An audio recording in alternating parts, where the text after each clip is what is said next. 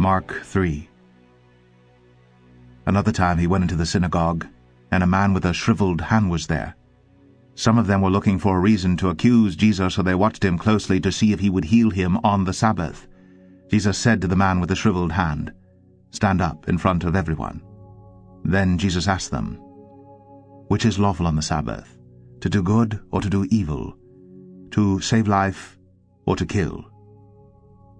But they remained silent.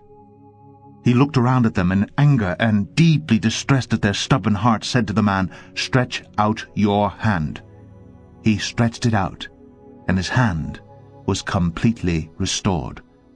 Then the Pharisees went out and began to plot with the Herodians how they might kill Jesus. Jesus withdrew with his disciples to the lake, and a large crowd from Galilee followed.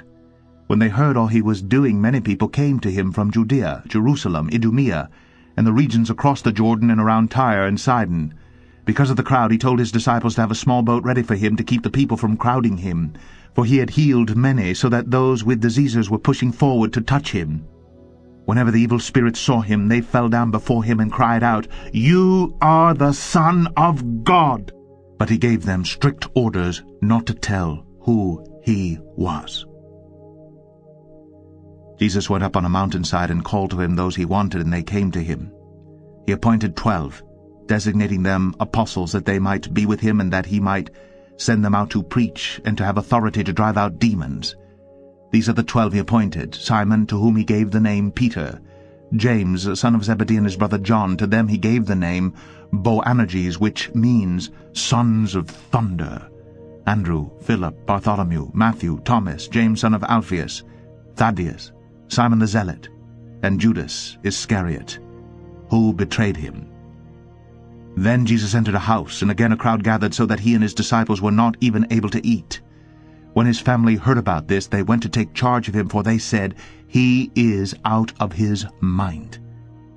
And the teachers of the law who came down from Jerusalem said, "He is possessed by Beelzebub, by the prince of demons. He is driving out demons." So Jesus called them and spoke to them in parables. "How can Satan drive out Satan? If a kingdom is divided against itself, that kingdom cannot stand. If a house is divided against itself, that house cannot stand. And if Satan opposes himself and is divided, he cannot stand. His end has come. In fact, no one can enter a strong man's house and carry off his possessions unless he first ties up the strong man. Then he can rob his house. I tell you the truth. All the sins and blasphemies of men will be forgiven them. But whoever blasphemes against the Holy Spirit will never be forgiven. He is guilty of an eternal sin." He said this because they were saying, "He has an evil spirit."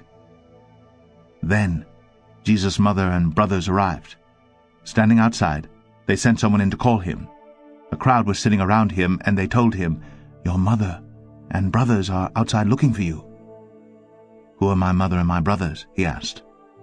Then he looked at those seated in a circle around him and said, "Here are my mother and my brothers. Whoever does God's will is my brother and sister and mother."